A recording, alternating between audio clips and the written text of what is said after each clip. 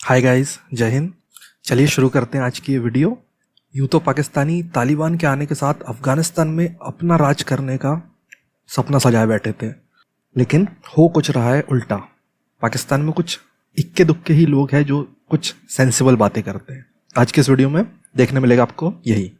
तो चलिए शुरू करते हैं। मैं बार बार उस नुक्ते की तरफ आ रहा हूँ कि ये एज्यूम कर लेना आज के दिन में कि तालिबान ही इस वक्त असेंडेंट तो हैं कि वही काबू करेंगे, ये इतना गिवन नहीं है, इतना आसान नहीं है।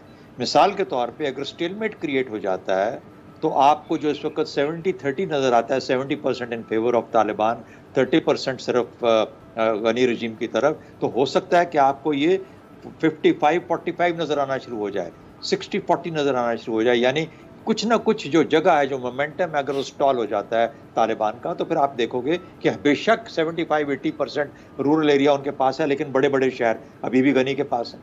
अच्छा, और ये अगर पता लग जाता है गनी को या गनी रजीम को या अफगान नेशनल सिक्योरिटी फोर्सेस को कि ये नहीं अब आगे बढ़ के इन शहरों पे कब्जा कर पा रहे, क्योंकि वजूहात बड़ी वाज़ेह हैं। इस वक्त ऐसे एलिमेंट्स हैं अफगानिस्तान के अंदर, इंटरेस्ट और स्टेक होल्डर्स हैं, जो कि नहीं चाहते कि तालिबान का इतना मुकम्मल और इतना वाज़ेह और शफाफ कंट्रोल हो जाए जिस तरीके से 96 में हुआ था।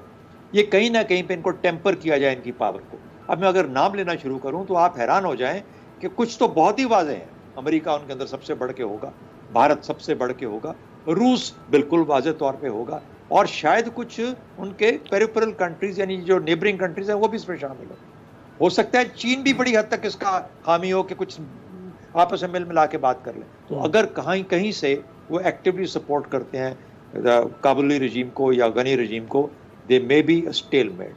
तो डिपेंड करता है कि जब वो स्टेज आती है, ये जो कशमकश की इस वक्त जो सारी तगोदो है, उसके अंदर कितने % किसका फ्लेवर बनता है, और वो उस हद तक यानी किसी को गिवन करना पड़ेगा।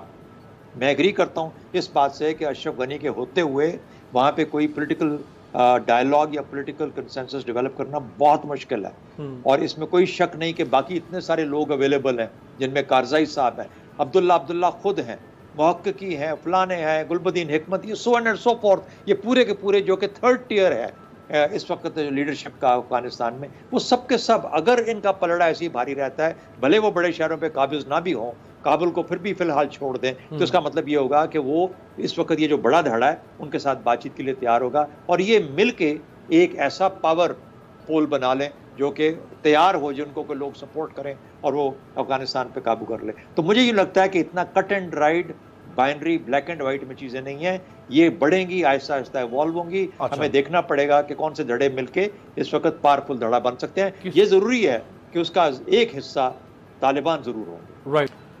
देखिए, उस इन्फ्लुएंस होने की वजह से टॉक्स हो रही हैं, उस इन्फ्लुएंस होने की वजह से अमेरिका की डील हुई है, उस इन्फ्लुएंस की होने की वजह से आज भी तालिबान बैठकर बात करने के ऊपर एग्रीएबल है। ठीक है, ये रहा आपके इन्फ्लुएंस की एक्सटेंट। लेकिन अगर आप ये सोचते हैं कि इन्फ्लुएंस की वजह से आप उनके ऊपर प्रेशर डाल के उनसे कोई काम करवा सकते हैं, आर्म ट्विस्टिंग नहीं, तो वो इन्फ्लुएंस ना आज है ना, अगर आप I take you back 25 years, जब वो हुकूमत कर रहे थे 1996 to 2001, तो हमने हाथ जोड़े थे उनके कि आप उसामा बिन लादेन को हैंड ओवर कर दें अमेरिका को। ठीक है, तो उन्होंने कहा था जी मैं नहीं करेंगे, हम नहीं करेंगे। उन्होंने आपने कहा था कि बामियान स्टैचूज जो हैं वो ना तोड़िए, वो नहीं माने थे। ड्यूरेंट लाइन के ऊपर बहुत प्रेशर एक्सर्ट किया था हमने, लेकिन वो नहीं माने थे। हमारा प्रेशर उस वक्त भी उनके ऊपर लिमिटेड प्रेशर था, आज भी उनके ऊपर लिमिटेड प्रेशर है, लेकिन